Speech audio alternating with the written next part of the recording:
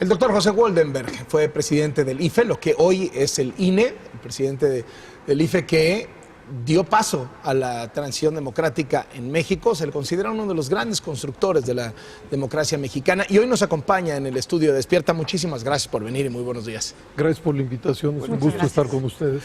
¿Cómo va el sexenio? ¿Cómo va la presidencia de Andrés Manuel López Obrador desde su punto de vista?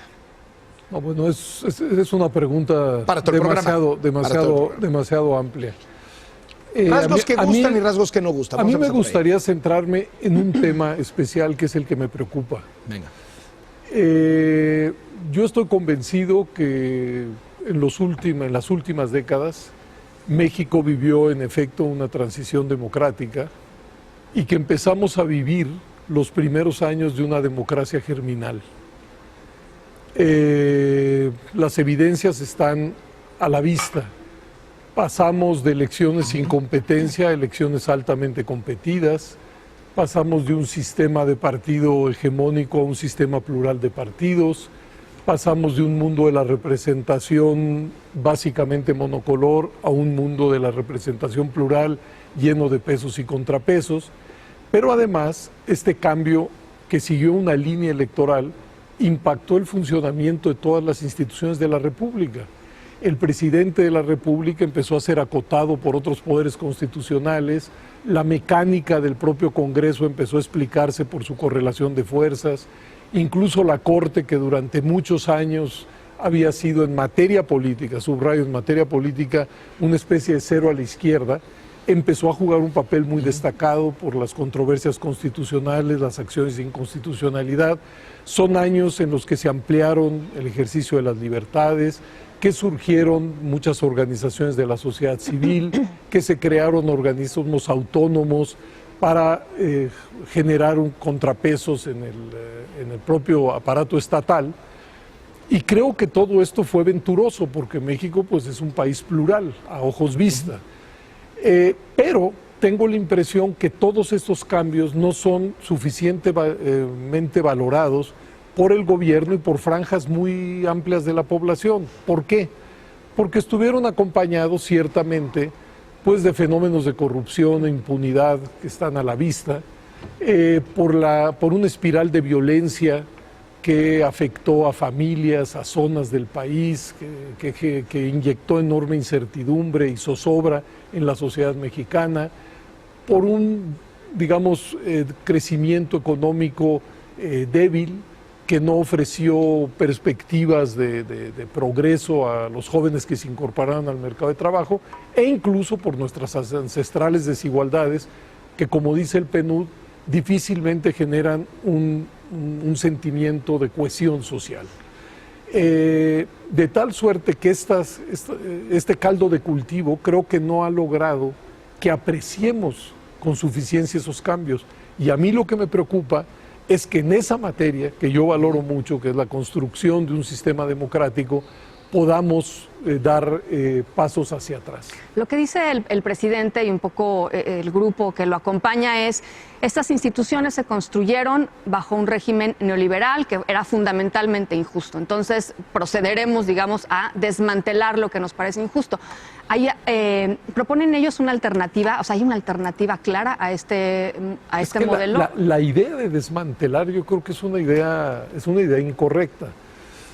A ver, es una aspiración democrática que el poder sea controlado, que el poder sea fragmentado, que el poder sea equilibrado, y para eso surgieron muchos de los órganos autónomos del Estado mexicano. Para que esto no suene como muy general, por ejemplo, ante los eventuales o reales abusos de la autoridad en materia de derechos humanos, se crearon las comisiones de derechos humanos como organismos autónomos, precisamente porque si a cualquier persona, un policía lo agrede, es una garantía de que o en un hospital no le dan público no le dan el servicio que requiere, pueda acudir a las comisiones de derechos humanos. Creo que eso es pertinente antes, hoy y en el futuro. Bajo cualquier régimen, es decir, bajo el cualquier neoliberalismo no régimen, tiene nada que ver. Exactamente. Pensemos en otro caso. A partir, no recuerdo exactamente el año, pero durante la administración del presidente Fox, se llegó a la conclusión de que era necesaria una legislación para que cualquier ciudadano pueda acceder a la información pública. Bueno, uno tiene el derecho de pedirle a cualquier institución pública información. ¿Qué sucede si se la niegan? Bueno, para eso se crea el INAI. Y bueno, eso sucedió antes, sucedió antes, puede suceder ahora y puede suceder en el futuro. Se llegó a la conclusión de que era necesario un instituto para organizar las elecciones que no estuviera alineado a ninguna de las fuerzas políticas. Por eso se creó el IFE o INE. Bueno, creo que esos asuntos están ahí y estarán ahí. Es decir, no tienen dedicatoria para nadie. Doctor, ¿esta recentralización del poder se parece a lo que ya vivimos antes en este país o es algo inédito que realmente no conocemos? Es que hacer una analogía con el pasado, creo que no se hace cargo de las nuevas características de la sociedad mexicana. Es decir, la nuestra es una sociedad mucho más compleja que, digamos, la de los años 30, 40, 50 o 60. Es una sociedad más viva, que ha puesto en marcha organizaciones civiles de muy diferente tipo, y es una sociedad en donde la pluralidad de política, ideológica, incluso de sensibilidades, aparece todos los días en nuestro país. Entonces, intentar alinear eso bajo un solo manto partidista, bajo un solo discurso, bajo una sola guía, me parece absolutamente inconveniente y además quiero pensar que incluso imposible. Es decir, todos conocemos que en esta sociedad palpitan intereses, puntos de vista, sensibilidades muy diversas. Y eso es lo que pone en acto a organizaciones de la sociedad civil, a partidos políticos, a corrientes de opinión.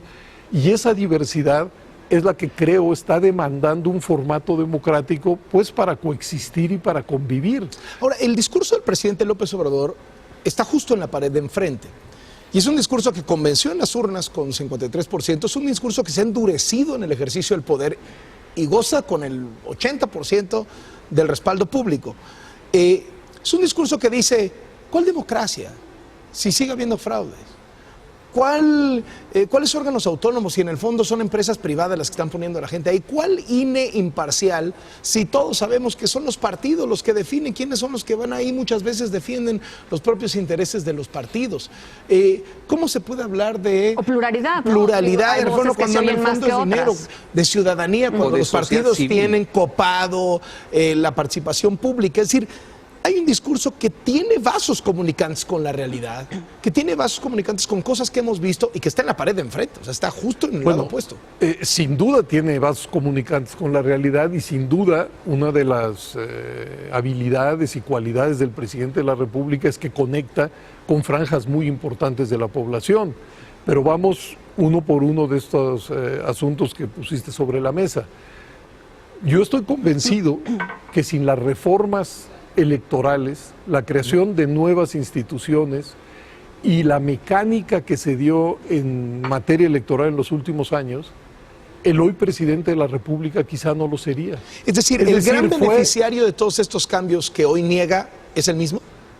En algunos casos, sin duda alguna. Es decir, el otro día revisando veía, de las últimas 4 elecciones presidenciales que se han llevado a cabo en el país, en 3 ha habido alternancia. Y de las últimas 33 elecciones de gobernador, en 21 ha habido alternancia. ¿Qué quiere decir esto? Que estar en el gobierno, mejor dicho, que estar en la oposición, multiplica las posibilidades de ganar una elección. Es más fácil y que ganar estar en el gobierno, en y que estando en el gobierno es más difícil ganar una elección. ¿Por qué? Claro, porque hay un desencanto con la gestión gubernamental, por los problemas que al inicio señalaba yo, es decir, la corrupción, la violencia, la falta de crecimiento económico, etcétera, etcétera. Entonces, ese es el caldo de cultivo, pero si algo ha construido México, es un sistema electoral que permite que los humores públicos se expresen en las urnas y generen estos fenómenos de alternancia. Bueno, esa es una adquisición. Y es una adquisición que debemos mantener, porque los humores públicos seguirán cambiando. Ahora, si no cambiamos el caldo de cultivo, pues difícilmente lo que suceda va a tener algún impacto. Esa es quizá la preocupación mayor.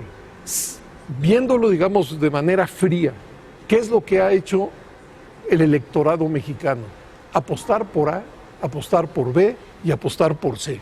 Bueno, y ojalá se recupere una cierta credibilidad y confianza en el mundo de la política, de los partidos, de los políticos, de los congresos y de los gobiernos, y para eso es necesario remontar pues este caldo de cultivo que genera un malestar legítimo en relación a la política. Ahora, ¿qué puede pasar si se mantiene esa polarización, si se alimenta ese enojo social y se fracasan los objetivos?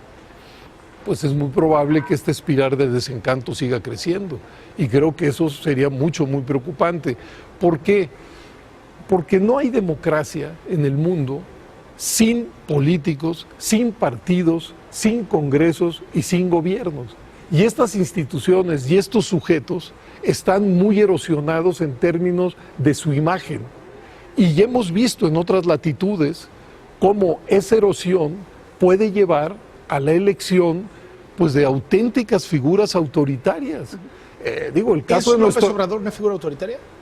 Yo creo que tiene pulsiones autoritarias. Cuando él mismo dice que los órganos autónomos no son necesarios, cuando él mismo, digamos, descalifica a la sociedad civil, cuando habla de sus opositores como si fueran la encarnación del mal, pues yo creo que esos son elementos de un discurso autoritario que a mí me preocupa.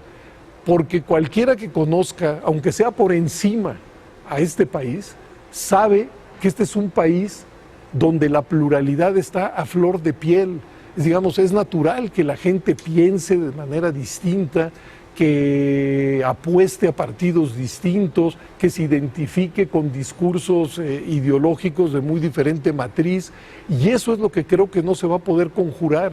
La vitalidad de un país como México está en su diversidad política e ideológica, y lo que se ha construido en los últimos años es un escenario para que esa diversidad se exprese, para que esa diversidad se recree, para que esa diversidad compita y coexista de manera institucional y pacífica.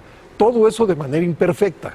No estoy diciendo que hemos llegado al paraíso, pero la intención es esa, que esa diversidad, que es la riqueza de México, pueda coexistir y pueda competir pues, de manera pacífica. Se dice fácil, pero es una construcción realmente difícil. Doctor, muchísimas gracias por acompañarnos. Gracias a ustedes. Un gustazo. El doctor José Goldenberg, expresidente del IFE, lo que hoy es el INE, uno de los intelectuales más respetados en este país.